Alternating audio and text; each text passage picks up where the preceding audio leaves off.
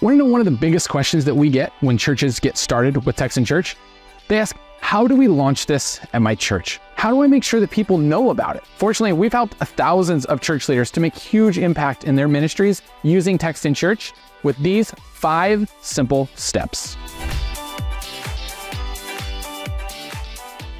Tyler Smith here, co-founder and CEO of Text in Church. If you're a busy church leader or communicator, I know how overwhelming it can be to keep your community connected. And that's why our YouTube channel is packed with communication tips and strategies to help you go from frazzled to focused. You'll be confident knowing how to reach your people beyond Sunday mornings to make them feel known, noticed, and loved.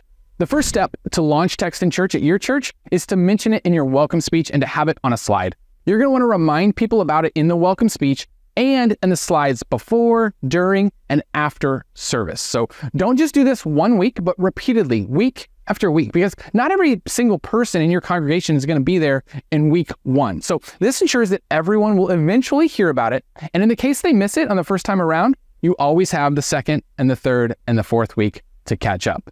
Now, take it a step further, and you can encourage people to save your church's Text in Church phone number into their phone. And this is going to make it more personal when you send them a text message later on, because when it's a saved contact with your church's name, it's going to show up on their phone the next time they receive a text from you. Now, it'll also come in handy for them if they ever want to text the number with a question or a prayer request that comes up. So it's super important. Help them to get your number saved into their phones. Now, the third step to an effective launch of Text in Church is to have your leadership on board.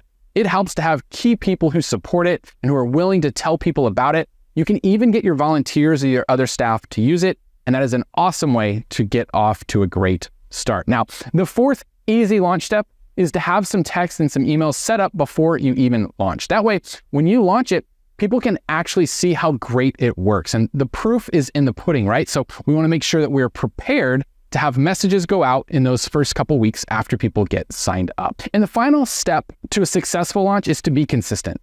You want to make sure that you're using the platform in the same way for at least 6 to 12 months so that you know how it's working, what's working well, and find out what people are responding to, and then do more of that. It's not just great for guest follow-up, but it's for that ongoing member communication, asking about prayer requests, checking in on people, inviting people to events or back to worship. There's so many ways that we can engage with our community. If you're struggling to perfect that welcome speech, which we recommended including in your launch plan as step number 1, then we have a video with tips that can help. Just click the next video on your screen.